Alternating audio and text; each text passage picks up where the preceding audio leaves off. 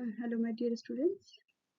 जैसा कि आप सब जानते हैं कि सेकंड सेमेस्टर के एग्जामिनेशन इस पर एमसीक्यू पैटर्न पे होने हैं। तो आज के इस लेक्चर में हम प्लांट टेक्सोनॉमी से रिलेटेड कुछ एमसीक्यू के क्वेश्चंस देखेंगे, जिनके आधार पे आप अन्य फैमिलीज को भी तैयार कर पाएंगे कि उनके कौन से इंपॉर्टेंट फीचर्स हैं जिन्हें आपको तैयार करना है। तो आइए स्टार्ट करते हैं। पहला क्वेश्चन जो है वो है phonetic classification is based on. जैसा आप जानते हैं कि फेनेटिक्स का मतलब होता है ऑब्जर्वेबल कैरेक्टरिस्टिक्स। यहाँ पे 4 ऑप्शंस दिए हुए हैं। पहला तो ऑब्जर्वेबल कैरेक्टरिस्टिक्स है किसी एग्जिस्टिंग एंटिटीज की। Second is the ancestral lineage है। Third one is the dendrogram और fourth one is the sexual characteristic. तो हमारा जो ऑप्शन सही होगा that one the first one, observable characteristic of existing entities are the base of phenetic classification. दूसरा question हमारा है system of classification that was coined by Linnaeus. Linnaeus ने जिस पे वर्क किया था वो कौन सा क्लासिफिकेशन था, सिस्टम कौन सा था? हम सब जानते हैं कि लिनियस ने ही बाइनॉमियल नोमेनक्लेचर दिया है, जिसमें हम जीनस और स्पीसीज को लैटिन वर्ड में लिखते हैं। चूंकि लैटिन हमारे लिख नहीं पाते, इसीलिए हमारा कंप्यूटर इटैलिक्स वर्ड का इस्तेमाल करता है, और हम जब उसको अपने कॉपी में देखते हैं तो हम उसे अंडरलाइन करते हैं। चलिए बात करते हैं कि क्लासिफिकेशन सिस्टम की, कि उन्होंने कौन सा क्लासिफिकेशन सिस्टम जो है क्वाइन किया। That one is the artificial system, जिसको इन्होंने जो है काम किया, जिस पर इन्होंने सिर्फ एक ही कैरेक्टरिस्टिक आर्टिफिशियल सिस्टम के क्लासिफिकेशन सिस्टम की खासियत है कि जहाँ सिर्फ एक या दो कैरेक्टरिस्टिक्स लेकर के पूरे प्लांट्स को किंगडम को क्लासिफाई किया आता है। तो लिनियस ने सिर्फ एंथर की पोजीशन, नंबर ऑफ एंथर्स के आधार पे पूरे प्लांट किंगडम को क्लासिफाई किया था। तो इसीलिए उनका जो सिस्टम होगा वो आर्टिफिशियल सिस्टम होगा। नेक्स्ट क्वेश्चन में है आपको राइट सीक्वेंस आइडेंटिफाई करना है टैक्सोनॉमिक कैटेगरीज का। ये बहुत इंपॉर्टेंट क्वेश्चन है और हमेशा आप इसकी जो हायरार्की होती है वो भूल जाते हैं। तो याद रखिए कि सबसे पहले आता है डिवीजन, डिवीजन के बाद आता है क्लास, क्लास के बाद ऑर्डर, ऑर्डर के बाद फैमिली, फिर ट्राइब, फिर genus and then species. Generally tribe का इस्तेमाल हम नहीं करते हैं, आप division, class, order, family, genus और स्पीसीज ही लिखते हैं। तो चाहे ट्राइब का यूज करें या न करें, आपके लिए जो ऑप्शन सही है दैट इज द सी।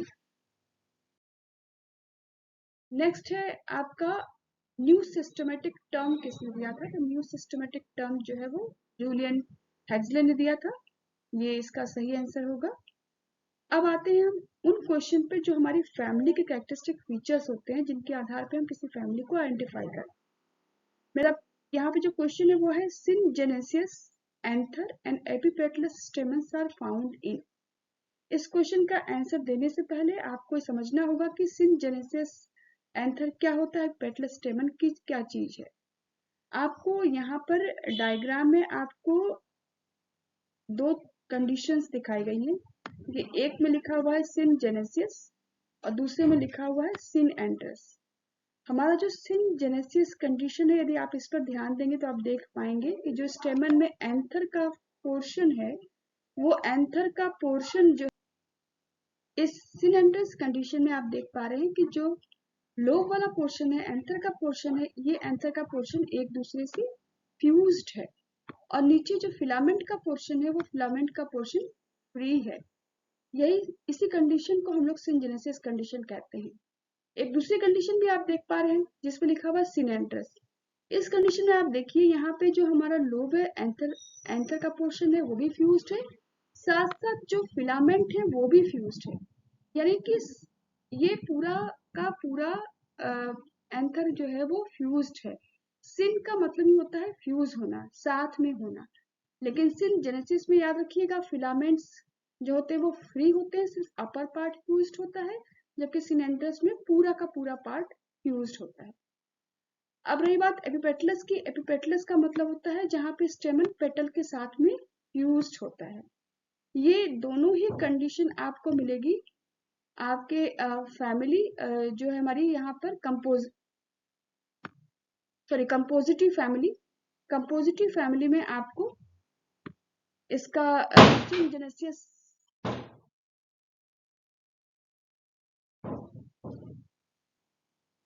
तो इसका सही आंसर आपकी कंपोजिटिव फैमिली होगी, जिसके अंदर में आपको ये सिचुएशन सिंजेनेसियस और पेटलेस स्टेमन देखने को मिलेगा। एक जो दूसरा आपका रह गया है सिलेंडर्स, ये भी एक फैमिली का आइडेंटिफाइंग फीचर है, दैट इज दी कुकुरबिटेसी। इस फैमिली में आपको सिलेंडर्स एंथर देखने को मिलेंगे। तो इस तरीके से आपने सिंजेनेसियस एंथर के साथ साथ सिलेंडर्स एंथर भी किस फैमिली में पाए जाते हैं उसके भी क्वेश्चंस को आपने तैयार किया। अब आते हैं कंडीशन, पॉलीएडेल्फस कंडीशन किसमें मिलती है। ये आपके सामने चार फैमिलीज दी गई है, चारों फैमिलीज में किसमें पॉलीएडेल्फस कंडीशन मिलती है। पर समझिए पॉली का मतलब क्या होता है। पॉली का मतलब कई सारे ग्रुप। जब स्टेमन कई सारे ग्रुप बनाकर के ग्रुप में मिलने लगे, कई सारे ग्रुप हो, तो उस कंडीशन को हम लोग पॉलीएडेल्फस कहते हैं। और इसका जो correct answer that is the family Rutaceae. Rutaceae family को हम लोग साइट्रस फैमिली के नाम से भी जानते हैं। यदि आपको ये कैरेक्टरिस्टिक फीचर याद रखना है हमेशा के लिए कि किस फैमिली बात है, तो आप इसका एक फ्लावर, एक सिट्रस फ्रूट का फ्लावर उठा के देख लीजिएगा। उसमें आपको देखिए कई सारे ग्रुप में स्टेमन जो है वो आपको कई सारे ग्रुप में दिखाई देगा, ऐसा कि यहाँ पे दिखाई पड़ रहा है आपको। ये इसमें देखिए स्टेमन जो है ग्रुप में होकर के दिखाई पड़ रहे हैं। ये कैरेक्टरिस्टिक फीचर है फैमिली रूटेसी का। तो किसी भी फैमिली को आइडेंटिफाई करने के लिए उसका एक प्लांट जरूर याद रखिए। प्लांट याद रहेगा तो जब उसके फ्लावर को आप दिमाग में सोचेंगे तो आपको उसको वो कंडीशन याद आ जाएगी। Polyadelphous condition is found in Rutaceae family.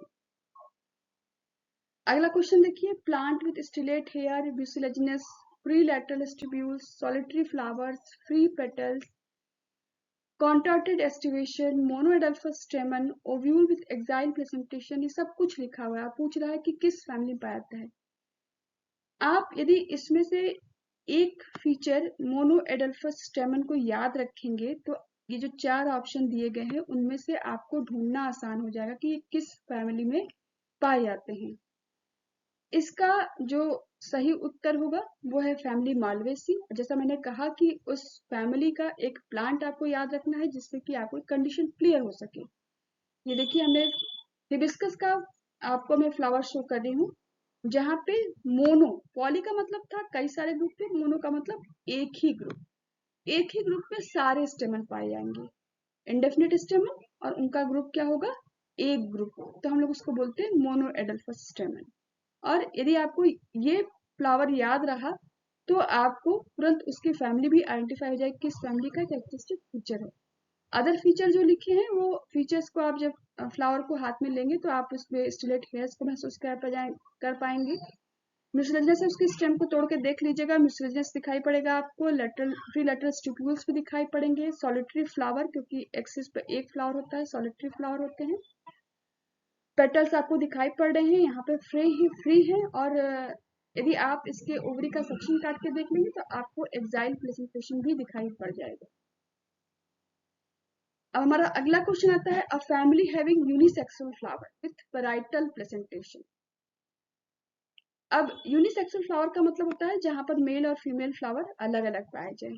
आपके सामने चार ऑप्शन दिए हैं, यदि इन चार ऑप्शन पे आप ध्यान देंगे तो जो करेक्ट आंसर आपको होगा वो होगा कुकुरबिटेसी।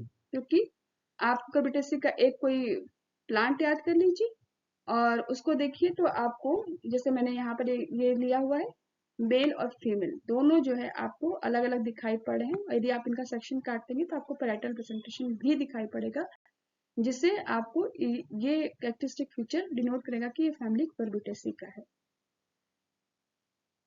आगे बढ़ते हैं अगले क्वेश्चन की तरफ। यहाँ पे आपको मैच करने हैं कि लिस्ट 1 को लिस्ट 2 के मैच करा के उस कॉलम में आपको जो है डालना है। जैसे यहाँ पर देखिए हमने लिया है वर्टिसिलेस्टर, हाइपेंथोडियम, कोनेंथियम और एफिडियम। अब यदि आपको इसमें से दो ऑप्शन भी पता है तो भी आपका ये मैचिंग अच्छे से हो जाएगा। जहां तक मुझे पता है अपने कॉलेज कैंपस में आपको ल्यूकोस एस्पेरा देखने को मिलता है, और ल्यूकोस एस्पेरा यदि आपने देखा है तो आपको क्लियर हो जाएगा कि ये इसके अंदर में ल्यूकोस एस्पेरा फैमिली लेविटी का मेंबर है और इसके अंदर में वर्टिसिलेस्टर इन्फ्लोरेसेंस पाया जाता है। यानी ए का जो ऑप्शन होगा वो 2 होगा। Hypanthodium, hypanthodium is special type of inflorescence. ये आपको हाइपरथोडियम याद रखेंगे तो आपको याद आएगा कि ये आपको किसमें मिलता है, फाइकस में। ए का 2, बी का 4 हो गया। अब आप अपने ऑप्शन को मिला लीजिए। यहाँ देखिए ये यही जो आपको दिख रहा है ये आपका सही आंसर है, क्योंकि इसके बाद आपको करेंथियम करेंथियम आपको देखने को मिलता है डॉस्टीनिया में, और इफिडियम सोलेनियम नाइग्रम का कैरेक्टरिस्टिक फीचर है। आगे बढ़ते हैं। अब आते हैं, एक कंडीशन दी है स्टेमन की अलग से। Of diplostemonous stamen is the characteristic feature of the family. पहले तो ये समझना होगा कि ऑफ डिप्लोस्टेमिनस का मतलब क्या होता है। ऑफ डिप्लोस्टेमिनस मतलब होता है कि जो स्टेमन होता है वो अपोजिट होता है पेटल्स के। यहाँ पे आप ये देख पा रहे हैं, देखिए यदि स्टेमन यहाँ पर है तो पेटल उसके अपोजिट साइड में है। यानी और यदि सेकंड वर्ल यदि होगा, ये तो एक वर्ल है, कभी कभी पेटल्स 2 वर्ल में लगे होते हैं, तो जो आ, आपका दूसरा वर्ल होगा वो वर्ल इसके पैरेलल होगा। यानी पहला वर्ल तो अपोजिट होगा, सेकंड वर्ल जो होगा वो इसके पैरेलल होगा, साथ साथ चलेगा। और ये कंडीशन आपको मिलती है, ऑफ डिप्लोस्टेमिनस कंडीशन जो है वो टूटेसी में रिपोर्ट की गई है। ये इस फैमिली का कैरेक्टरिस्टिक फीचर है। क्वेश्चन ऐसे ना पूछ के आपसे ये भी पूछ सकता है कि what do you understand by of diplostemonous stamen condition, and then वो आपको 4 ऑप्शन दे दे। उस 4 ऑप्शन आपको इस क्वेश्चन के माध्यम से पता होना चाहिए कि ऑफ डिप्लोस्टेमिनस स्टेमन किसको कहते हैं, क्या मतलब होता है इसका। तभी आप दोनों तरीके से पूछे गए क्वेश्चन का आंसर दे पाएंगे। आगे आते हैं, एक क्वेश्चन और फिर। लेबिलम इन orchidaceae comes to anterior side by the twisting of the ovary through 180 degree। ठीक है, लेबिलम क्या है, ये मीडियन पेटल होता है जो कि ऐसे ट्विस्ट करता है कि वो जो होता है सामने की तरफ आ जाता है। ऑर्किडेसी का कोई प्लांट आपको दिमाग में होगा तो अभी दिखाते हैं आपको, तो उससे आप इसको आइडेंटिफाई कर पाएंगे। हमसे पूछा जा रहा है कि ये प्रोसेस क्या चीज है, ये इसको क्या कहते हैं, 180 डिग्री पे ट्विस्ट करने की प्रोसेस क्या कहते हैं, तो इसे कहते हैं रीसपिनेशन। और मैंने एक आर्किड फैमिली का फ्लावर भी लिया है। आप देख पा रहे हैं कि लेबिलम किसे कहते हैं, लेबिलम क्या चीज है। तो यहाँ भी आपसे 2 क्वेश्चंस को पूछा जा सकता है। एक तो इस प्रोसेस को पूछ लिया, दूसरा पूछ लिया लेबिलम किस फैमिली में पाया जाता है, दैट इज द ऑर्किडेसी। और लेबिलम क्या है, that is the modification of median petal by the twisting of the ovary to 180 degree. तो ये क्वेश्चन आप तैयार कर लेंगे। इसके बाद अगला क्वेश्चन है, एंडोस्पर्म इज एब्सेंट इन। किस फैमिली में एंडोस्पर्म नहीं पाया था। यहाँ पे इन्होंने 4 फैमिली दी है, ऑर्किडेसी, कंपोजिटी, पोएसी और मॉलवेसी। हम यहाँ बात करते हैं ऑर्किडेसी की, क्योंकि इसका करेक्ट आंसर भी ऑर्किडेसी ही है। यदि आपको पता हो कि ऑर्किड के जो प्लांट होते हैं, ये जो है माइक्रोराइजा बनाते हैं हायर प्लांट के साथ। माइक्रोराइजा का काम क्या होता है, न्यूट्रिशन को लेना। एंडोस्पर्म का काम भी होता है न्यूट्रिशन को प्रोवाइड करना। तो चूंकि यहाँ पे एंडोस्पर्म इस चीज को रिलेट करेंगे, आप समझ पाएंगे कि ऑर्किडेसी में एंडोस्पर्म एब्सेंट होता है, इसीलिए ये वहां पर एसोसिएशन करता है। अच्छा, यहाँ पे जो 4 ऑप्शन दिए थे, यहाँ पे तो सिर्फ ऑर्किडेसी में ही जो है एंडोस्पर्म नहीं पाया था, लेकिन इसके अलावा 2 फैमिली ऐसी और हैं जहाँ पे एंडोस्पर्म नहीं पाया था। These are the Podostemaceae and Trapaceae. 2 ये फैमिली और हैं जहाँ पे आपको एंडोस्पर्म नहीं मिलता। तो आपका क्वेश्चन ऐसे भी हो सकता था कि एंडोस्पर्म इज फाउंड इन, अब आपको ऑर्किडेसी देता और साथ में ये दोनों फैमिली देता, पोडोस्टिमेसी, ट्रेपेसी और नीचे लिख देता मालवेसी। तो आपको पता होना चाहिए कि ये जो तीनों फैमिली है, तीनों की तीनों फैमिली के अंदर में आपको एंडोस्पर्म नहीं मिलेगा। तो याद रखिएगा, endosperm is absent in Orchidaceae, Podostemaceae and Trapaceae. इसके बाद अगला क्वेश्चन है, marginal presentation and monocarpellary pistil are found in. Marginal presentation कहाँ मिलता है। तो आपको ऐसा मैंने कहा कि यदि फैमिली का प्लांट याद रखेंगे तो आपको आसानी होगी उस फैमिली को आइडेंटिफाई करने में। इसका जो करेक्ट आंसर है वो आंसर है फैबेसी। और आपके सामने मैंने यहाँ पर फैबेसी से पी को रखा है, जिससे कि आप मार्जिनल प्रेजेंटेशन को भी समझ सके क्योंकि मार्जिनल प्रेजेंटेशन मार्जिन से अटैच्ड और मोनोकार्पल मतलब एक ही कार्पल होना चाहिए। इसके अंदर आप देख पा रहे हैं एक ही कार्पल भी दिखाई पड़ रहा है और मार्जिनल प्रेजेंटेशन। तो पी को याद रखेंगे तो पी में मार्जिनल प्रेजेंटेशन पाया जाता है and that belong to the family Fabaceae. आगे बढ़े। अब अगला क्वेश्चन है which floral family has 9+1 arrangement of anthers in the androecium. अभी आपने पॉलीडेल्फस कंडीशन देखी जहां पे एंथर्स ग्रुप पे पाए जा रहे थे। उसके बाद आपने देखा कि मोनोडेल्फस कंडीशन थी मालवेसी में जहाँ पे एंथर आपको एक सिंगल ट्यूब के ऊपर अरेंज थे। यहाँ पे 9+1 9+1 का मतलब हो गया कि स्टेमन दो ग्रुप में अरेंज है। एक ग्रुप में 9 स्टेमन है दूसरे ग्रुप में 1 स्टेमन है। इस कंडीशन को हम लोग बोलते हैं डाइडेल्फस कंडीशन। डाइडेल्फस मतलब डाई का मतलब दो दो ग्रुप में है अरेंज है स्टेमन। ठीक है, किस फैमिली में ये चीज मिलती है? तो इसका करेक्ट आंसर है आपका फैमिली फेबेसी। ठीक, अब इसी से रिलेटेड एक क्वेश्चन मैंने और रखा हुआ है कि which of the following is characteristic feature of Fabaceae. जैसे आपने देख लिया आपको डायडेल्फस मालूम पड़ गया कि डायडेल्फस कंडीशन जो है वो फेबेसी की है। तो आप यहाँ पे बहुत सारे ऑप्शन दिए हुए हैं, आप देख पा रहे हैं कि मेरे इस अगले क्वेश्चन के ऑप्शन में डायडेल्फस कंडीशन दिया हुआ है। उसी के साथ 10 स्टेमन लिखा हुआ है। 9+1 का मतलब ही हो गया कि 10 स्टेमन होंगे। एक चीज मैंने और यहाँ पे लिखी है डिसेंडिंग एम्ब्रिकेट। आप पढ़ते होंगे कि जो पेटल होता है उसमें वेक्सिलरी एस्टिवेशन, ये एक पूरा मैंने उसका वो लिया है। यहाँ देखिए पहले तो आपको ये दिखा दूं कि ये हमारा 9+1 जो ये आप देख पा रहे हैं 9+1 का अरेंजमेंट डायडेल्फस कंडीशन। यहाँ पे आप देख पा रहे हैं ये जो अरेंजमेंट होता है पेटल्स का, इसी को हम लोग बोलते हैं वेक्सिलरी एस्टिवेशन।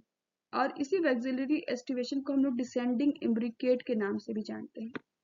ऐसा क्या चीज डिसेंडिंग इम्ब्रिकेट क्यों कहते हैं?